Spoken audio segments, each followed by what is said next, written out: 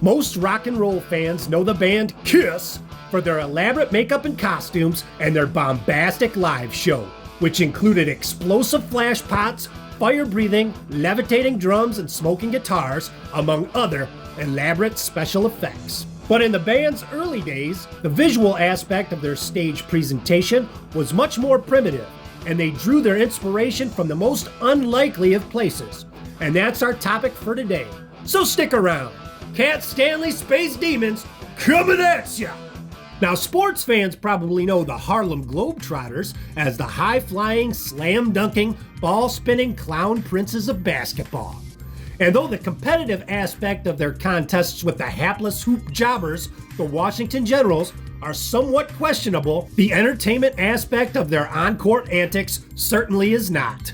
Some notable names from the Trotters roster back in their 1970s heyday included Meadowlark Lemon, Geese Osby, and Curly Neal.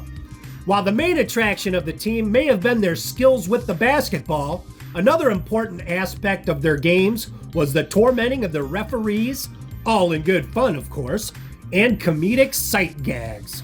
When hard rockers Kiss began their musical odyssey in 1973, long before perfecting the elaborate stage show that would make them megastars in the late 1970s, they took inspiration for visual effects wherever they could find it. In fact, their very first onstage sight gag was lifted directly from the aforementioned Globetrotters. This was long before bassist Gene Simmons learned how to breathe fire and spit blood.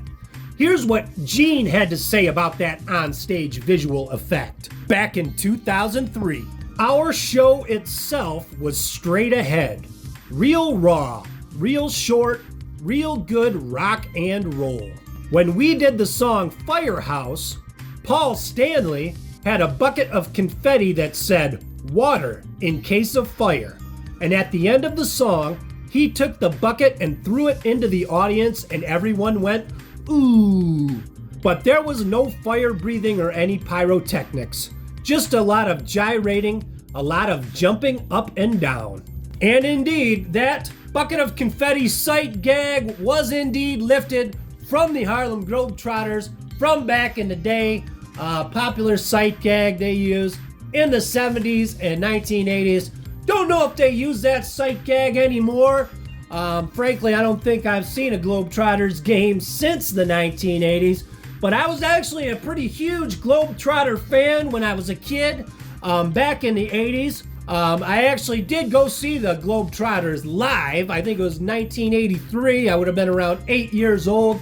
Saw them at the Joe Louis Arena here in Detroit. And I remember I was pretty geeked because the Joe Louis Arena at the time served mainly as a hockey arena, home for the Red Wings.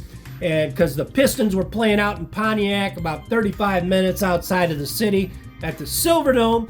And I don't think they really used Joe Louis Arena for basketball. They used it a few times for the Pistons. Due to some scheduling conflicts, the Pistons would play at the Joe. And I know when the roof of the Silverdome collapsed in 1985, the Pistons played some games there. So, as a little sports fan, I kind of got off on stuff like that. That's seeing a basketball game at Joe Louis Arena. But yeah, I think Geese Osby and Curly Neal were still with the Trotters at the time I saw them. And I'm pretty sure they used that bucket of confetti gag. They were still using it then. And I think it was a pretty packed house because I remember we sat up pretty up high in the upper bowl. So it must have been a pretty packed house. Long time ago. We got a poster of the Globetrotters hung in my room for a while in my bedroom when I was a kid, which I still had that thing. It'd be cool to still have, but I think we kind of destroyed it. But so Kiss took their inspiration wherever they could find it back in the day, lifted that little gag from the Globetrotters. Funny little thing, and I always find it fascinating, these unlikely Kiss connections. You would never connect the Globetrotters and Kiss. But that's the video. I thought it was pretty cool. Hope y'all dug it too. And as always, we'll see you next time. See here.